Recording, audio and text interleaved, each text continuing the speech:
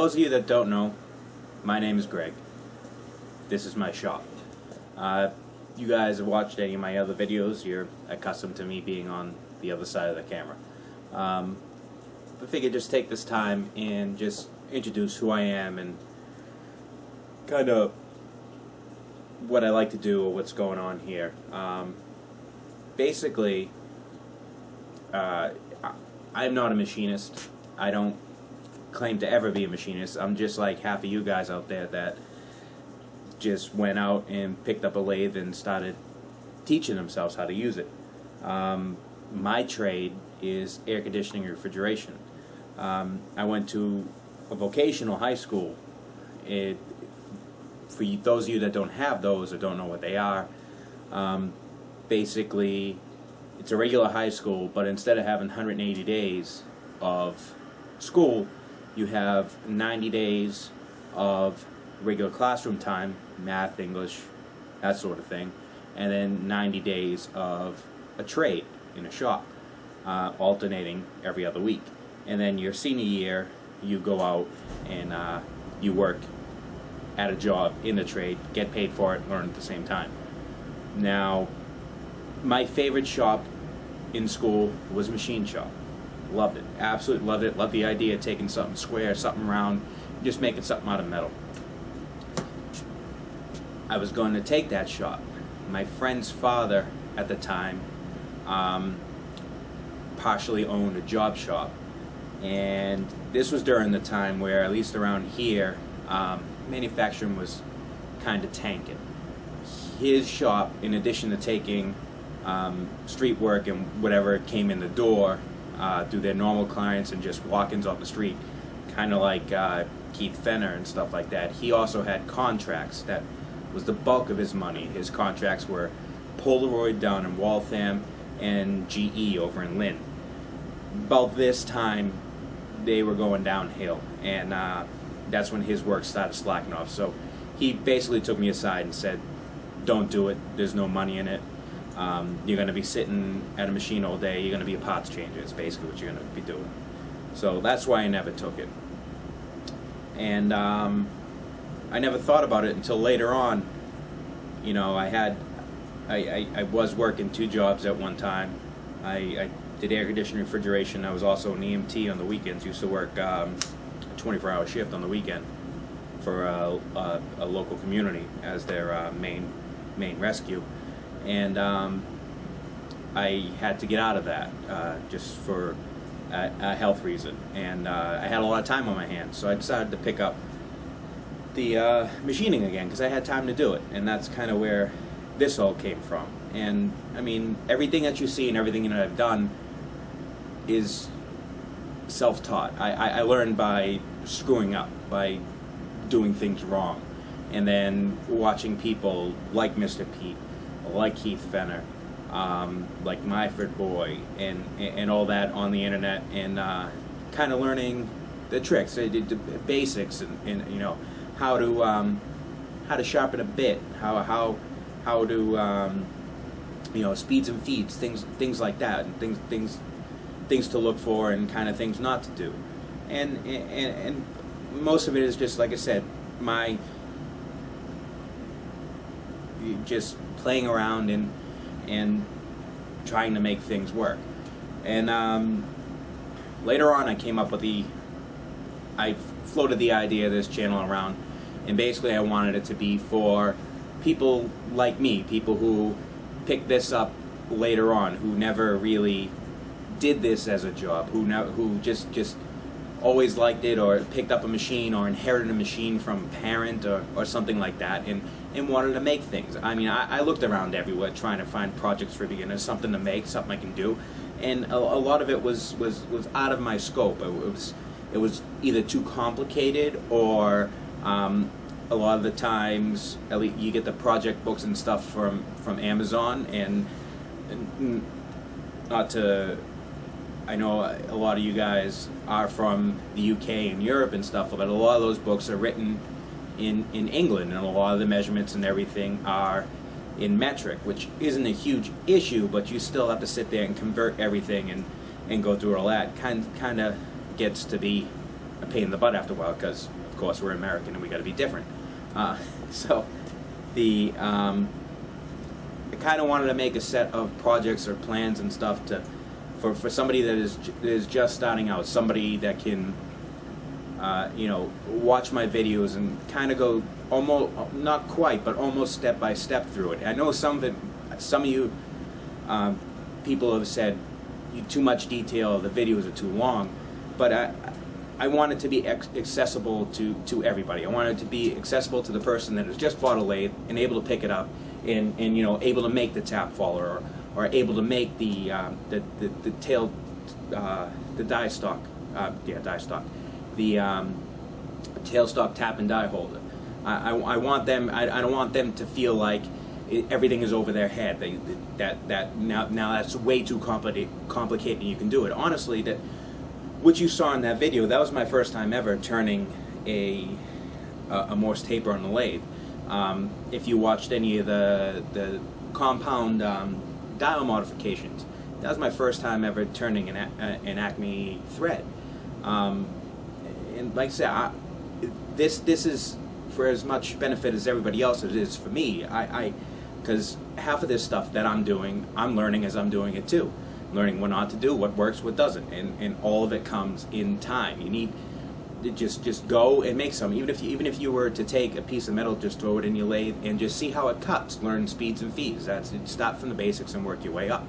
And that's kind of what I want this channel to be. I mean, I love the people like Keith Fenner and stuff, and you see this massive, you know, thing come into the shop out of the real world. Whether it be some of the chipper that he fixed, or some of the other things that he fixed, this massive thing, and him be able to take it apart piece by piece and put it all back together again. And 90% of the time, it's even better than new. But that's out of the and his techniques and everything else. You can glean tips from that and techniques, but it's not something that you can go out and do yourself. You know, I mean, I only have the little 9-inch lathe, and most people have this class or maybe slightly larger in their home. That you're not going to be turning, you know, a 12, 13-foot shaft on your lathe at your house. So that's kind of what this channel is geared to, is the home shop person, the person that wants to sit there and tinker, wants to help, you know, the people that as kids took apart their go-kart to see how it worked. You know, that's what this is geared towards. And I know a lot of you guys, I've noticed too, have come over from Mr. Pete's channel, because he subbed my channel, which is awesome. Honestly, I have to thank him, and Mr. Pete, if you are watching this, I do have to thank you, because you have jumped my subscription substantially, honestly. And that's what I want. I mean, I want people to come in to this channel and look and see, oh, well, I can do that too, or I can do that better. Even if you can do that better, hell, make a better project than I just did. But a lot of these things is just getting people out there to make stuff. Manufacturing in this country has gone down the tubes, as everybody knows, and even general trades have gone down compared to what they were before. And machining in general, or manual machining, is starting to get to be a lost art. And I don't claim to be amazing at it. I mean, I'm still a novice. I'm just passable at what I'm doing here. And you know, I want to learn that. I want to be able to. I don't want to be a 100% consumer. I want to be able to, if something breaks, I want to be able to fix it, to put it back together again. It's hell, my lawnmower breaks. I want to be able to take it apart and fix the specific part that broke and rebuild it. I don't want to go out and buy a $3,000 new one. But everything nowadays, that's the way it is. It's broke, throw it out. It's junk. No, well, not really. If you have the skill to fix it, and you can, and that's what I want to do. I mean, that's part of this whole thing too. But anyway, to get off of that. But this, like I said, I mean, I have minimal tools in here. Pretty much everything that you've seen so far is what I have for metalworking tools. I have the lathe, I have my drill press, I have my metal cutting bandsaw, I have a buffer, and I have a grinder. That's the extent of my metalworking tools. That's it. That's all I have. Even measurement tools, I'm not 100% full of all kinds of different measuring tools. I have basics, calipers, micrometers up to 3-inch, and that's pretty much about it. So I mean, all of this is accessible to the person that is just starting out, which is what I want. That's my goal. And some of the projects and some of the things might, to somebody who has either been watching me or who has been playing with the lathe for a while, might seem redundant, might seem a little bit long-winded, a lot of explanation going on, but there's a reason for that, and that reason is for somebody that's just walking in and watching that particular video for the first time isn't crazy lost. I mean, everybody has to start out somewhere, and to the people that are a little more advanced, I apologize if it does get boring. You know, I know you don't want to hear me talk all the time. I don't even want to hear me talk all the time. But just, you know, stick with me, and we can get through the projects and, you know, make something that is useful to you even. As far as projects and stuff go, right now I'm waiting for some stuff to come in to me. I have a little palm grind milling attachment for the lathe that should be here probably sometime next week, so that's going to be incorporated into some of the videos. I got to pick up some cutters for that too, and also a lot of this is dependent on the time I have to do it. Right now it's super cold in the Northeast, so I've been running around at work, and also, I mean, even it's all dependent on money wise too. I mean, I can only spend so much on stock and everything else like that per month. So so I apologize if the videos themselves don't. They're on a lot on some weeks or some months. But some projects that I do have in the works are going to be the rotary brooch. I do want to get to that. That's one of the things I've always wanted to make. It's one of the coolest things ever, I think, and I think it gives you a lot of options on making different things. The only thing that is kind of crappy about it is making the bits, and I'll try to figure out some way of doing that accurately, rather than going and buying them. But that's definitely something that I do want to make. I do want to try to make a tailstock live center with interchangeable tips, so you can have a cone center, you can have the regular 60-degree point, or a bowl nose center and a pipe center, all interchangeable in one piece. Also, another thing, and one of the reasons why I did start this channel, was one of my first videos that I wanted to do, and I just haven't gotten around to it because it's a lot of talking, and I kind of haven't figured out the flow of it yet, is how to buy a lathe, what to look for, and how to identify the lathe. Because I mean, you guys looked at Craigslist. It's all, you get the most blurry pictures, upside down, sideways. You can't tell what the hell it is.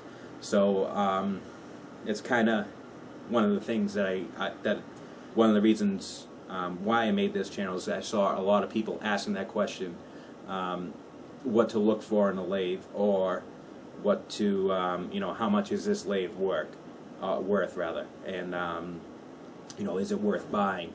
And I kind of want to get a little video guide out. I know there is a written one that is very, very detailed and very well written out there, but I do kind of want to have a video one of just what to check for on the lathe, using the 9-inch as an example. Also, a couple of the other things that I do want to get into too with this is I got to make a couple of modifications to this, to the oiling setup on there. I want to put a couple of gits in there, and I want to put a couple of ball oilers and a drip oiler on the counter shaft there. So that'll be another project. And another thing I want to do too is, which I have to do relatively soon actually, is I'm going to be tearing these chucks apart and cleaning the scrolls and re-lubricating them and putting them all back together again. I'm kind of going to go through the makeup of them, and you'll actually be able to see on this. This is the adjust true one. You'll be able to see how that adjust true mechanism in this works, and the inside workings of it. While we're at it, I'll also do my little Cushman chuck while we're at it, with the solid jaws, and see the difference between them. And then also go to my 4-jaw chuck here and take the screws out and relubricate those, and you'll be able to see the difference of the setup of each of those chucks. So that's going to be one thing that we're going to be doing pretty soon. And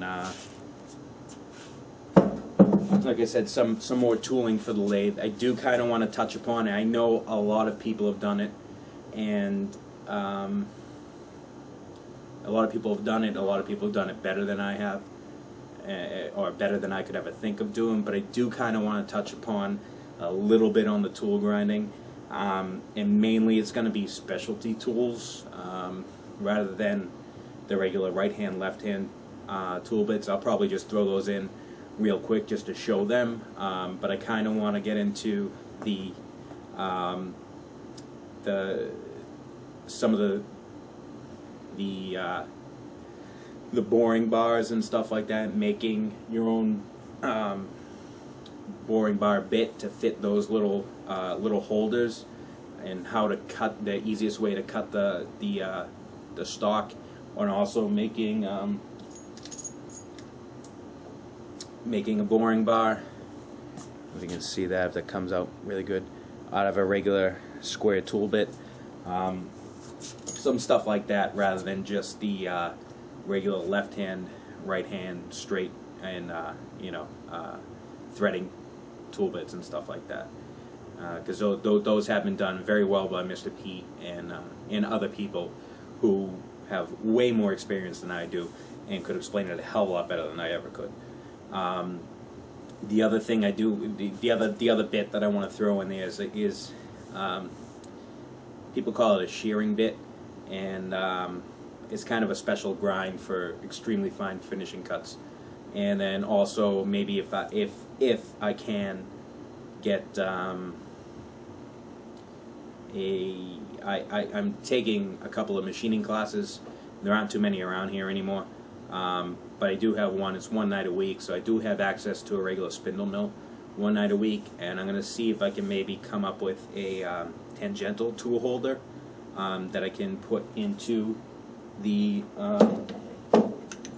regular lower styles, and see how that works and show you how that's done. That may or may not come to pass. I'm not quite sure if I'm going to be able to do it. And also, any feedback from anybody, whether it be good or bad, post it in the comments. I mean, I'm thick-skinned. I'm not going to go cry if you say my videos suck, or if you think something could be done better. You know, tell me. I'm learning too. You might have a better way of doing what I just did, and it could be way better than what I'm doing. And you know, just let me know if I'm doing something blatantly wrong. Tell me. Just let me know. I mean, I'm not going to know unless somebody tells me. Honestly, this forum here, the YouTube, everything else, is the only, you are, as far as machining goes, you are my only peers. I don't know any other really machine. I have one guy who is 80 years old that is retired, my friend's father. You know, that's my only other peer. So, you know, tell me if I'm doing something wrong. Also, if you guys want to see something specific, throw it in the comments. Let me know. Let me know if a project that you guys want to do. What I want to kind of do is eventually one day, if I end up getting a mill,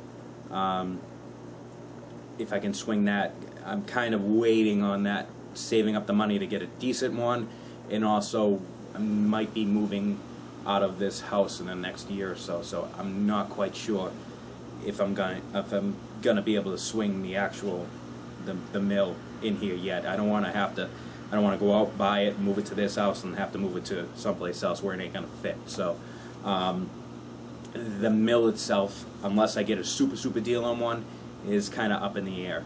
But eventually, if this keeps going and this channel survives until I get one, I want to start doing a couple of the casting kits that they have for the steam engines, so it's kind of like a model kit that you machine and put together. Kind of want to do a couple of those too. It's actually something I always wanted to do. I might, depending on the kit, I might be able to do it with the milling attachment, depending on how that works out, to see how it mounts up to this lathe. And it's a Palmgren 250 that's coming to me.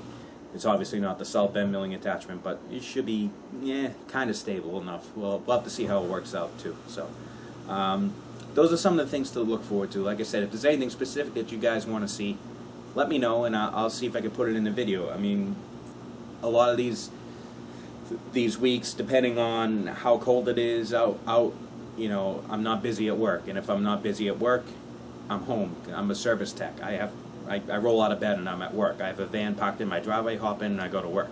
So, I mean, if I don't have any calls or anything, and a lot of times I have nothing to do. So,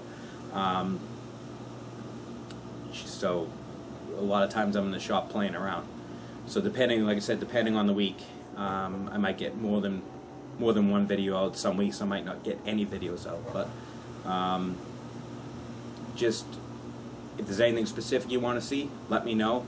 I'll make a list and I'll see if I can knock them off the list, and we'll go from there. Thank you guys, and thank everybody for subscribing. Thank you, Mr. Pete, for subscribing to me. That has got me a lot more views than I would have if you didn't. And I hope if you are watching that you enjoy the videos a little bit. And that's it. We'll go from there and see where everything goes. You guys have a good night.